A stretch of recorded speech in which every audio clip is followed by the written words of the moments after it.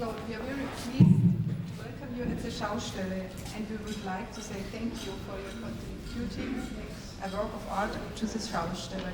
And I would like to say thank you to the assistants who helped for the Munich work, where was that? Stefanie Rübenstahl and Moritz Moll, thank you very much.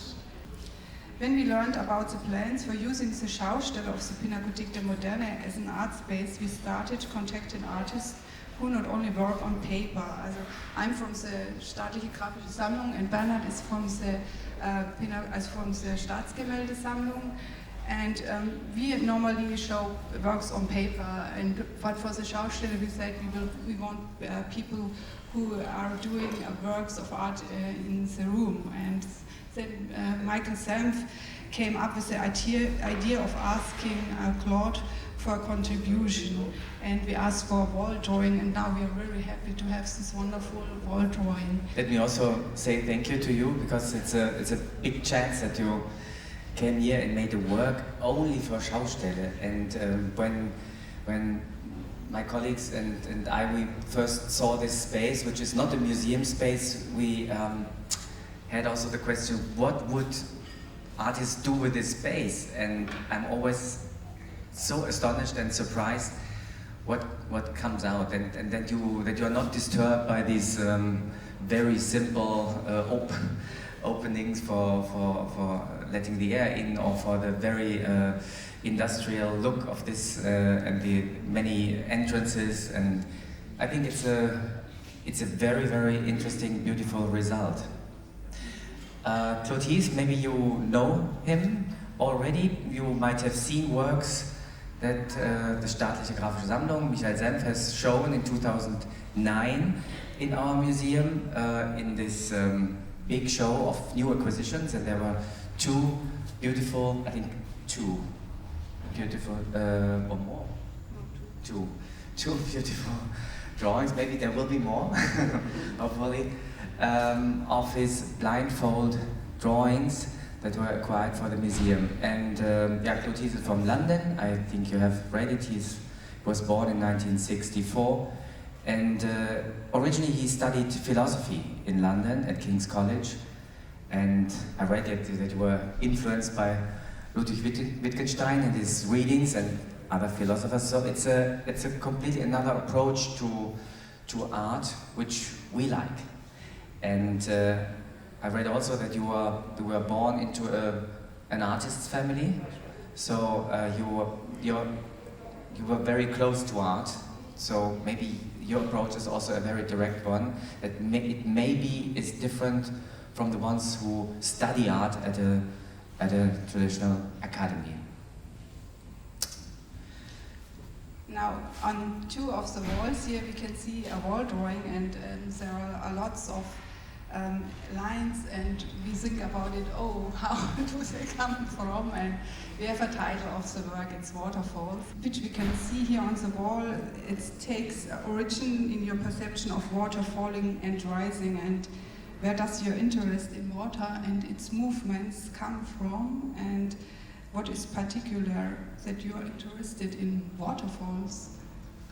And I think you haven't done it before? I haven't done art about water before, but I've always been interested in water, and I've always been attracted to it, even if it's just for going in boats and rowing on the river and enjoying the water for itself. But I've also seen how difficult it is to comprehend it, to understand it. It's it's interested people since the days of the ancient Chinese, when they talked about water as being the very, very most mysterious and lowest thing that sinks to the lowest point, but it has the highest virtue as a result. So they talked about that in ancient Chinese philosophy. So I suppose in my art, in this case, I wanted to raise the water up and watch it fall to that lowest point, and hope to understand it a bit better. I was telling people when I was working on the drawings that my son, who's just 1 year old, when he sits in the bath and you pour water onto his hands, he's just amazed. He can touch it, but he can't grasp it. It passes through his fingers, it's completely mysterious in that way. And so you can't explain water, you can study it, you can look at it, you can get to know it, but you can never fully comprehend it. That's one of the attractions. So when we go deeper into the technical things, because I think there's a film in the very beginning for these drawings. Yes, I used video. I made video of, just for myself, not to be shown in public, just as a record of nice things that I've found. You know, waterfalls, rivers. I started to have a collection of them, and I was making, getting the idea that I could draw from video. It's one of the first times I've done that. I've done that more since. I'm now drawing from looking at video of people.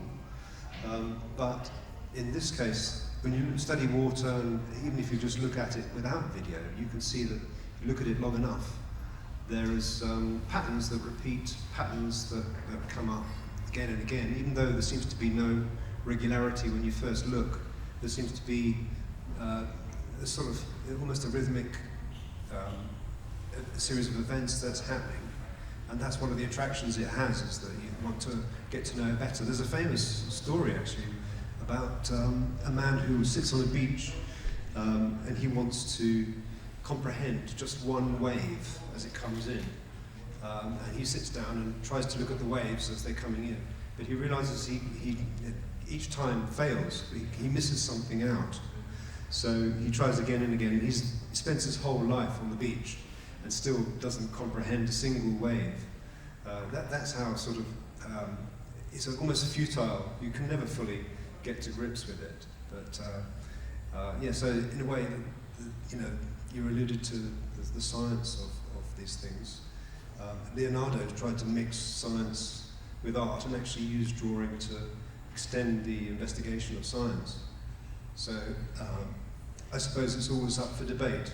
Can you use drawing to extend some other questions for other people in other realms? For example, extending also the way of looking at something. Exactly, yes. I think that's also a very important approach in your work generally, because I mentioned the blindfold drawings, the early drawings from the 90s, where you made drawings from objects or from a head, for example, by having the eyes shut and by touching a plaster head or a thing and drawing in the same time. So drawing what you feel and not what you see. And you said, or when I remember right, that you said you want to draw what you don't know. And because I think that's maybe the difference that many artists want, or I think you can't avoid it, that you paint or draw something as an artist that you have already experience with, or that you already have images for. And I think your constant strategy is trying to überlisten, to make a twist with your brain or with your experience or with your rational. Someone described it as like a dependency on having the rug pulled from under your feet. You know, so it's like, you know, I can't make work unless it's very difficult, and there's a long sort of there's almost like a restraint. You know, the term that was used by Matthew Barney in his drawing restraint. So it's important to have something that holds you back, so that you can then go over that and get better results, and more interesting results. And working in this way with 3D technology, it's a way to actually sort of think about space and think about drawing in a different way, introducing techniques that would be, you know, thought of more as architectural. You know, you build a building with 3D, but you don't necessarily draw with it. So my idea was to see if I could extend, as you said, the inquiry into the processes as well. The drawing behind here was at the top. It looks like sort of bubbles, but actually it's based on thinking about architecture and the Hagia Sophia in Istanbul, which is a series of domes that interlock.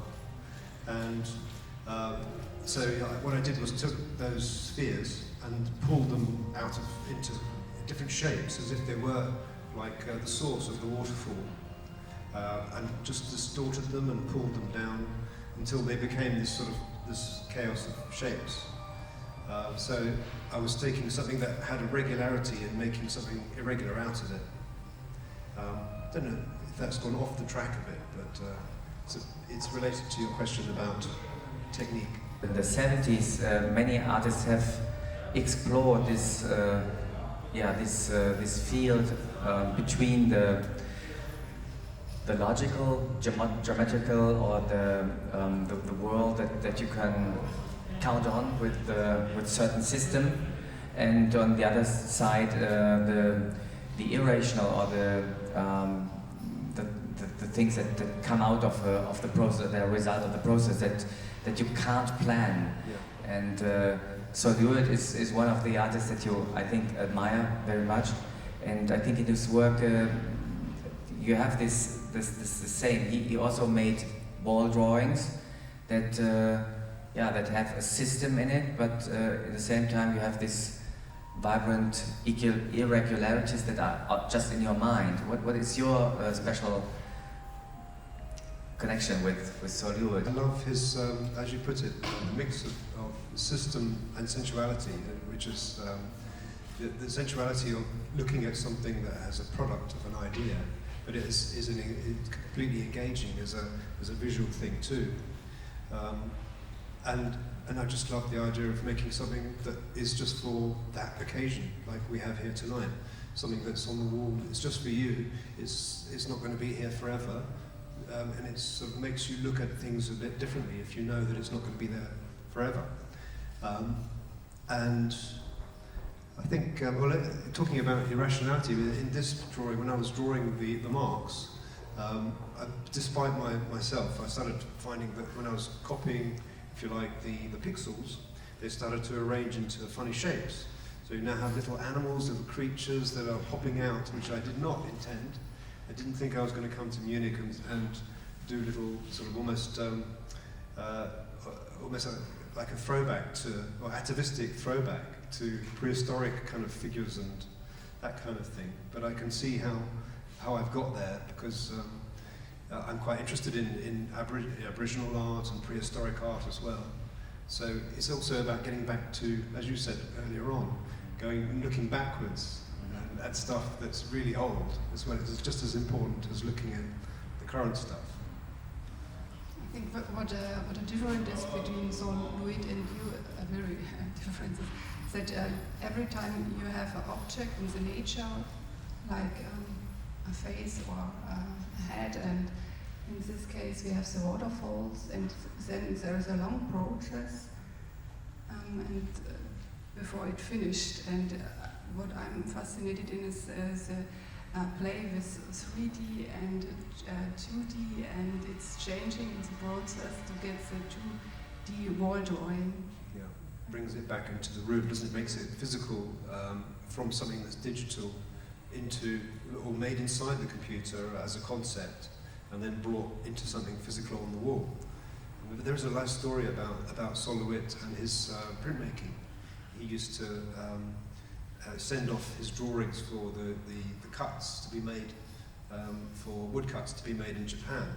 And when it came back, the proof came back for one of his prints in the 80s. He was looking at it thinking there's something odd about that, and he realized that the cutter had followed every single small tiny wobble of his pen as he drew an arc, which is a geometric shape, an arc, but they had copied every single little irregularity because they thought that's what he wanted, and they were perfectionists. So he looked at the proof and then decided, actually, that was my idea, that's what I told them to do, so it's fine, let it stand. But it's the idea of the wobble that I've sort of taken that and run with it. So I find that the wobble, to use a very art speak term, the wobble, is as a way to express the subjectivity and to make it into something that you can look at and talk about.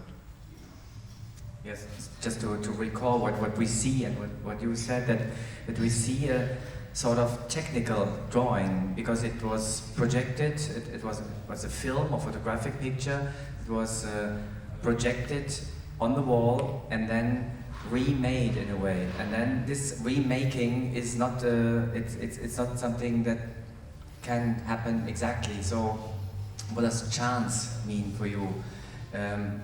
I know that you answered it a little bit, but other line. In relation to the collaboration and yeah, I think it's just see it as an extension of that process, the kind of thing that I talked about with the print, where you know, well, here's the idea, let's execute it, and there it is. And you know, you don't change anything. I think the conversations we had when we were making it were, well, let's not change, let's not do this and do that. You know, let's just stay true to the image which we have as a guide, a cartoon, if you like. And so the conversations were all about how to stay as close to the drawing as possible. Simple, really.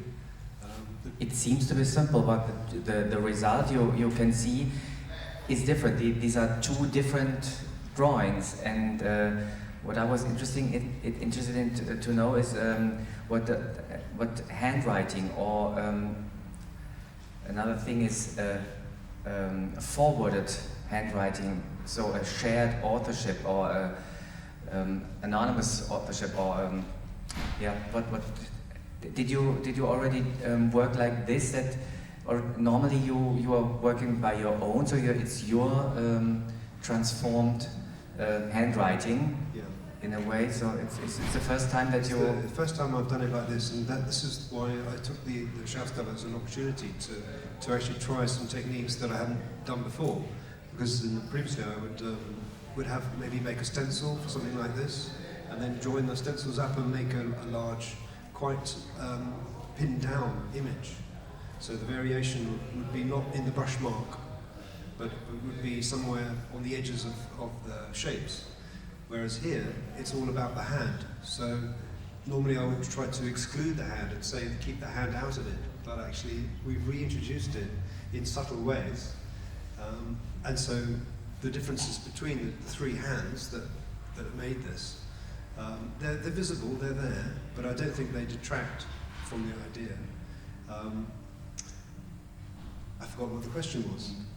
I think I can add that I think what's so fascinating with this that we have the digital image and the bringing back the digital image to the analog image, and seeing this difference, because it looks like the digital distortion, but originally the very first step was a natural image, or a natural perception, or perception of nature.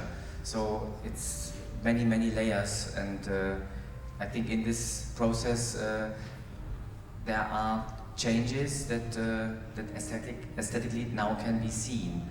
When I talked about chance some minutes ago, I was thinking also of John Cage, and John Cage's idea of drawing as a dynamic and a process, and a rhythm, and something that that the process of working is the process of developing something, not only acoustically but also by aesthetic or visually. Can we see this drawing also dynamic, in a dynamic way, by passing by, or by reading it somehow? I think you can. I think we started working from the left to the right. So in this case, I worked from left to right, basically the style of making changed a little bit as it went along. And towards the end, you'll see there's some more of the hand appearing in this end here, so that it becomes a bit closer to the technique that we worked on here. I see a progression in the images themselves, because they are different states of the same drawing, and as is this one behind me. It's the same work, but going through different processes. I see here a painting which is more like, let's say, streamlines or so.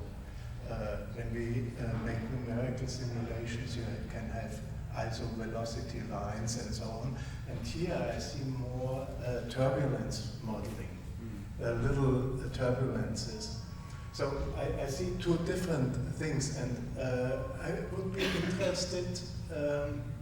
I did not really understand the step from you watching the video of a waterfall to the picture which was projected by the beamer to the wall, and when it was painted then afterwards. I saw it 2 days ago, and you had this brown image on the wall, and the colleagues were painting it.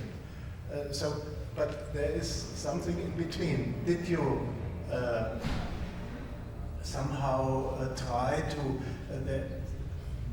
I must say it differently, there are two problems with the flow, I think, of a waterfall. One problem is the 3D, transferring to the 2D.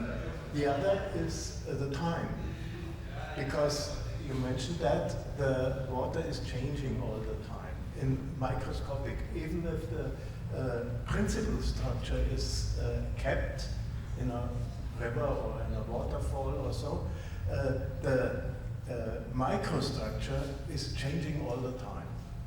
Would it be fair to say that the microstructure then erupts and turns flow into turbulence?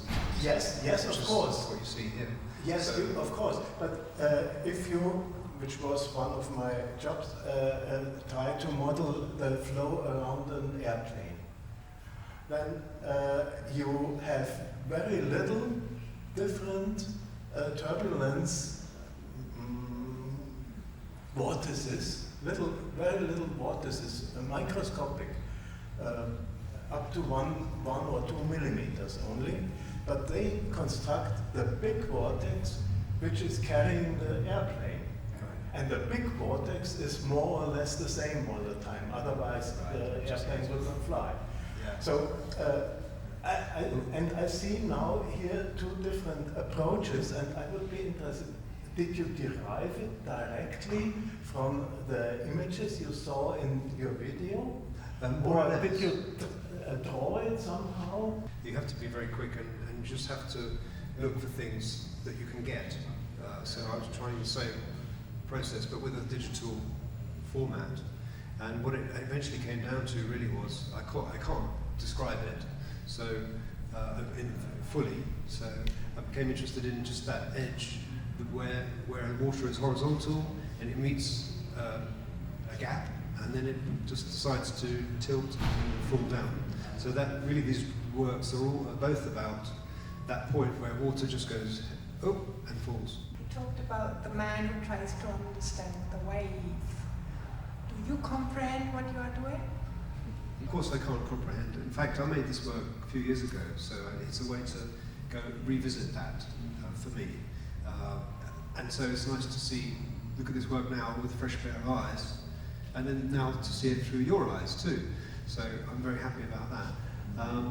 Question before that was, I've forgotten already, about the technique of how you arrive. Repeatable. Is it repeatable? Anywhere else. The wall drawing or the... What you did here. Yes, it's repeatable, yeah. But it wouldn't be the same, you see what I mean? So it would be different. I think it evolves, especially the one behind me, which I spent a lot of time on. And I'm sure, do you think it's repeatable? I'm asking my assistants now. Should we do it again next week? Of course we could do it again, but every time it would come differently because we made it by hand, and so you can't control it. We just develop our style while working, because in the beginning we worked very concentrated and focused on the lines and were super slowly, and then we learned how to use it and how to get faster, and I think you see it in the end it becomes a little more Fluid, alive, or a little more... Like fluid in a way. Yes, fluid. Literally, Yeah. we just Yeah. added a little bit of paint to the water, Yeah. to the paint.